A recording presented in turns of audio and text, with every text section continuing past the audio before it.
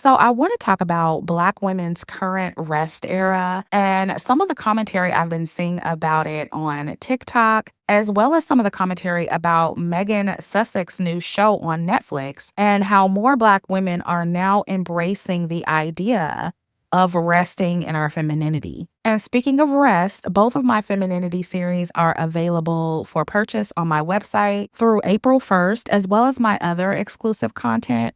Although I am thinking about extending the sale through April 6th, since this global protest is happening on the 5th, to encourage more Black women to rest on that day. So if you're interested in content that will help you rest and embrace the soft life, femininity content that does not center men and that is empowering for women individually, or if you're interested in any other exclusive level up content and also any exclusive dating content that I've done, definitely get those videos now before I take them down from the site. The link is in the description box.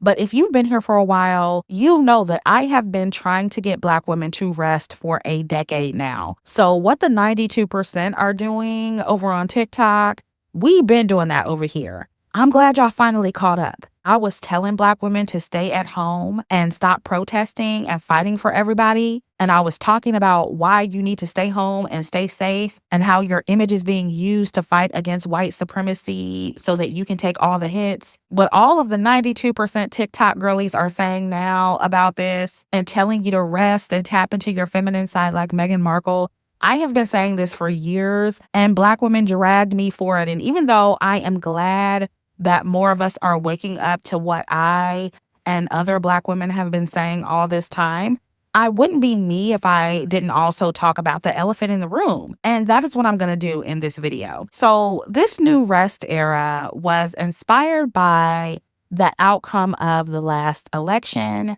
and Trump being voted back into office for a second term.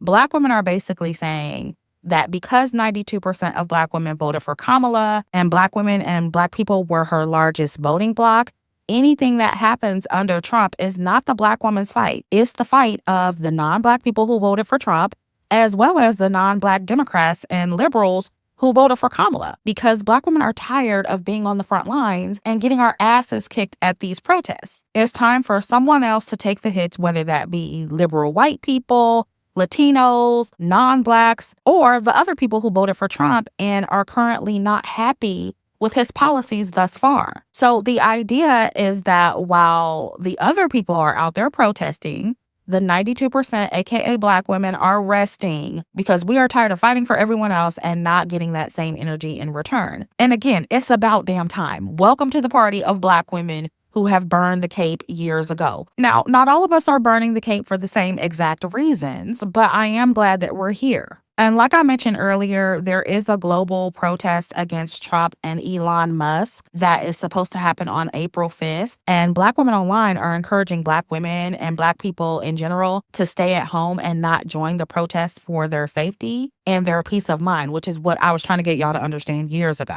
So ladies, I'm here to double down on that. Please don't go. Stay home. And I did see where some magazine used a dark-skinned Black woman's image to promote the protests. And that was done, of course, to, again, make us the face of the war against white supremacy like we've always been. And in the past, Black women, and especially unambiguous dark-skinned women, have willingly put ourselves on the front lines to fight for everyone. And again, I'm sure there are Black women who are still willing to do that and sacrifice themselves. So that is part of why they're still using our image, ladies. But another reason is because they see Black women burning the cape. They see us saying, hey, we're resting now. We've done our part and we're sitting this one out. So they're trying to condition you and guilt you into getting back out there and fighting. But from what I can see, it's not working on many Black women. And that is a good thing. Now, what I want to add to this conversation and tell Black women, you should keep this energy indefinitely, not just during the next 4 years. And it should go beyond politics. Black women should always prioritize our plight and look out for ourselves first, regardless of who's in office, because we don't have any real allies. We only have ourselves. We shouldn't be fighting for any group of people, not white people, not Hispanic people, not Black men, not trans women, even if they did vote for Kamala, because none of those groups have ever prioritized prioritize the Black woman's plight over their own, no matter what political party they identify with. And also, neither political party deserve Black women's cape either. So while you're resting, you should also be neutral politically. So I am here to remind you that this doesn't just stop at non-Black people. You need to burn the cape for everybody else until you see them collectively go as hard for you as you've gone for them in the past. And this applies to everybody. And for those Black women who are worried about losing allies, you can't miss allies that you never had. Anybody who is threatening to quote unquote remove their support because you're resting and they don't understand the implications of you being on the front lines versus them, especially in this political climate, they were never your ally to begin with, because if they were, they would understand how vulnerable you are as a Black woman and how they're using your image so that we can take all the hits. They would recognize how dangerous that is. Black women resting is our protection. And it's also our own way of protesting. And anybody who doesn't understand that is not a true ally of Black women. I don't care what they say. So anybody, whether they be white people, non-Black people, Black men, trans women, if they're trying to pull you back in and guilt you into protesting and getting out there and being on the front lines and making yourself the sacrifice, they are not your ally. They don't care about you. So when they try to guilt you and manipulate you and pull you back into muling and mammying, don't take the bait, ladies. Don't fall for the guilt tripping. And don't think that just because they're trying to use your image and make you the face of these protests that you actually have to get out there and do it. You are allowed to stay home on April 5th and rest. April 5th falls on a Saturday, and that day, I'll be right at home decorating my apartment for the spring. I will be putting up all my spring and summer decor in my apartment. And in the comments, I want all of the Black women who are resting to share what they plan to do that day. And make sure you encourage the fellow Black women in your life to rest as well. And that brings me to Megan Sussex's new show on Netflix called With Love, Meghan. This show has also been encouraging Black women to rest and tap into their homemaker side. And if you know anything about me, I absolutely love content like this. I love homemaking. So, of course, I watched the whole series and I really enjoyed it. I think Meghan is delightful. However, I do have to chuckle when I see commentary coming from Black women, especially those who are retired social justice warriors, talking about how Meghan is giving them the permission to rest in the middle of the political chaos and focus on joy and happiness, when there is literally an entire sector of Black women, like myself, who have been telling y'all that for years, and we were dragged for filth. Now, I have had my critiques of the femininity movement, the soft life movement, Black women in luxury. I have had my criticism for all of those movements, so they are definitely not without flaw. But it's very interesting that all of those movements or trends keep getting repackaged and reinvented into different trends or movements.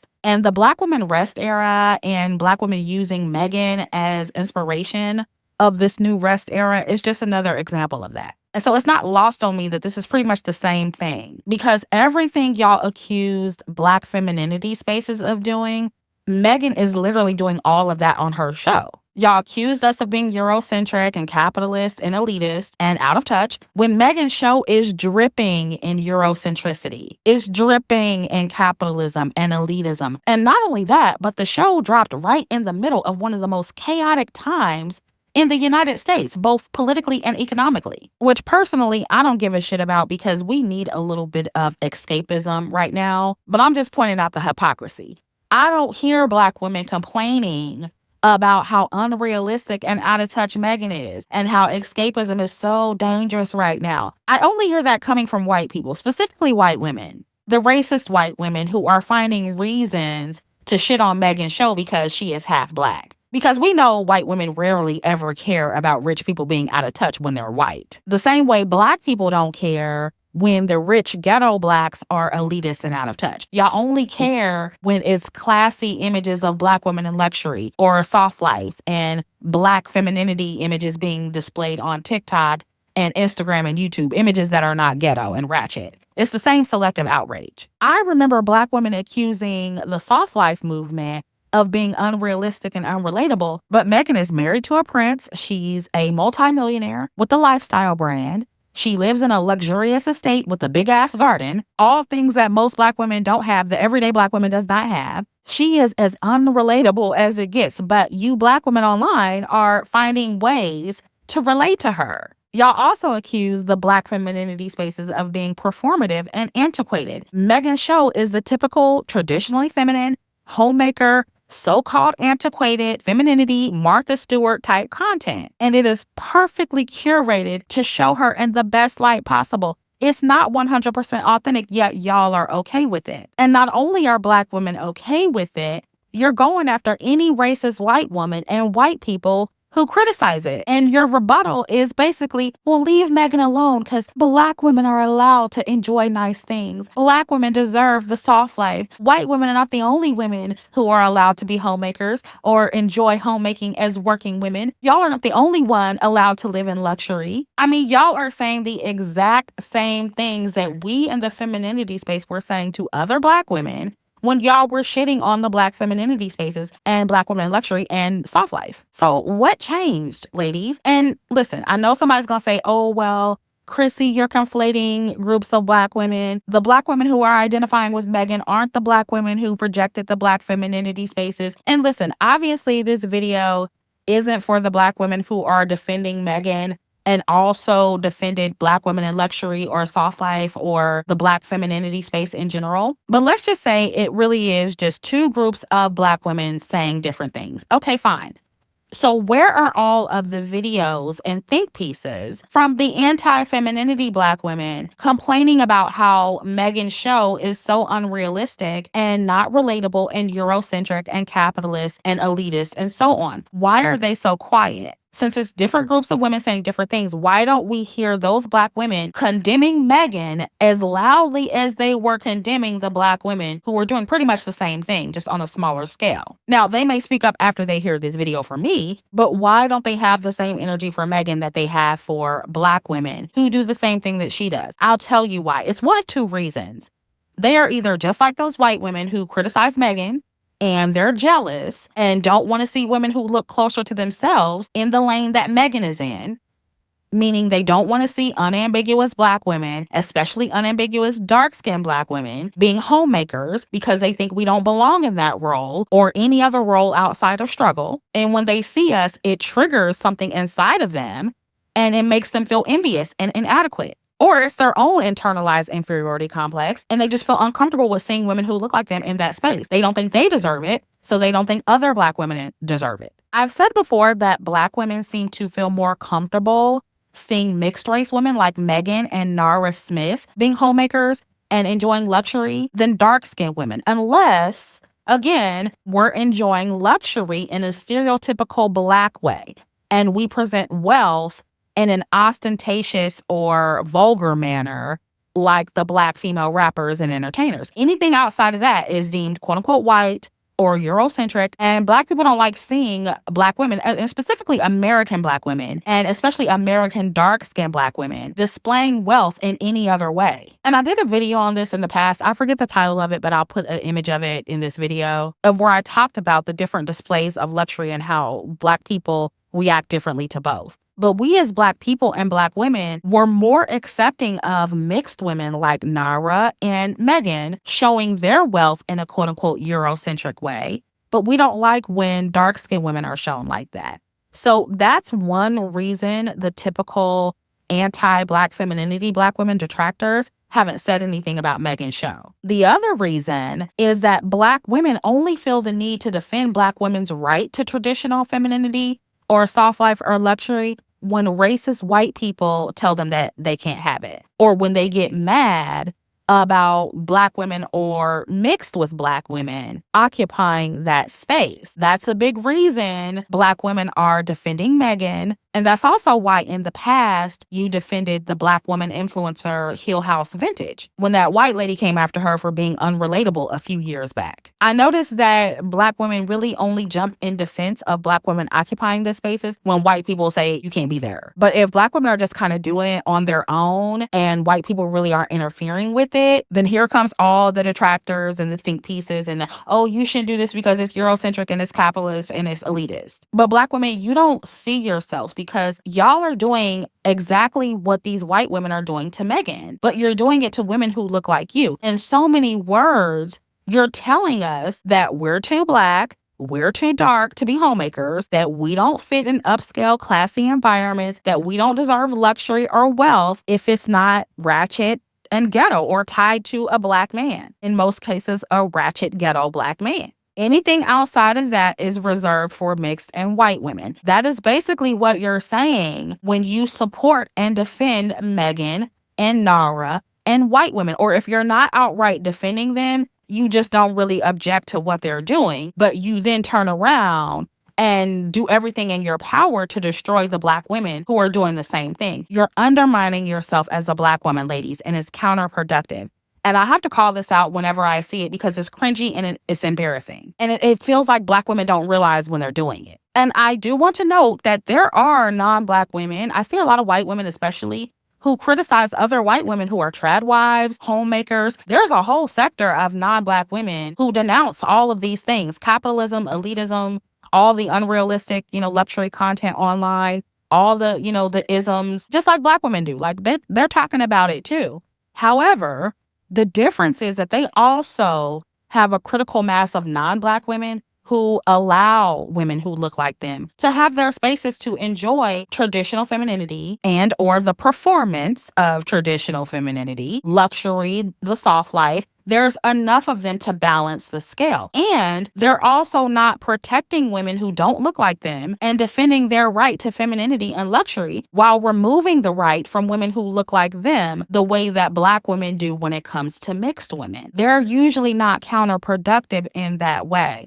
Non-Black women who criticize femininity spaces are usually more consistent. They don't co-sign the content for any race of woman. So Black women, if you're going to slam this kind of Martha Stewart, now Megan Sussex type of content, be consistent and do it with everybody, not just women who look like you. And then turn around and support mixed women or white women in this lane. Because at that point, you're just shooting yourself in the foot and you're contributing to the very stereotypes that you say you hate, which is the idea that Black women are always supposed to be in struggle mode and never get to rest and enjoy the soft life or luxury or anything outside of struggle and dysfunction. And with this current rest era, I do feel like Black women are finally learning that you can enjoy the soft life. You can enjoy luxury and, rest in your femininity, if you want to call it that, even with all of the isms going on in the background. You can be a working woman like Meghan and still be a homemaker and enjoy the soft life. You can be in the middle of political and economic chaos and take a moment and just not focus on that and all the other problems in the world and just relax. The problems will be there when you get back and you can help solve them when you're finished. That has been the point this entire time, ladies. And I'm glad that more Black women are finally getting the message. Welcome to the other side. We've been here waiting for you the whole time. Welcome. And this goes to show that what we were saying, it wasn't that hard to understand. The SJWs, like I said before and in other videos, were overcomplicating it, over-exaggerating everything we were saying because they were stuck in SJW mode. And now that they're not in that mode, they can sit back and finally say, hey, we're resting. Outside of the femininity content that's on the extreme side, this shows me that y'all knew exactly what we were saying. Those of us who were realistic and saying that you could do several things at the same time, you knew exactly what we were getting at. You were just intentionally misunderstanding us and misconstruing what we were saying. If you can watch Meghan's show and out of everything that she has, you can still identify with her, you always knew what we were saying. And that's the part that kind of pisses me off because y'all did all that shitting on us and our spaces, all to end up pretty much saying the same thing. But I also understand and I have grace for those women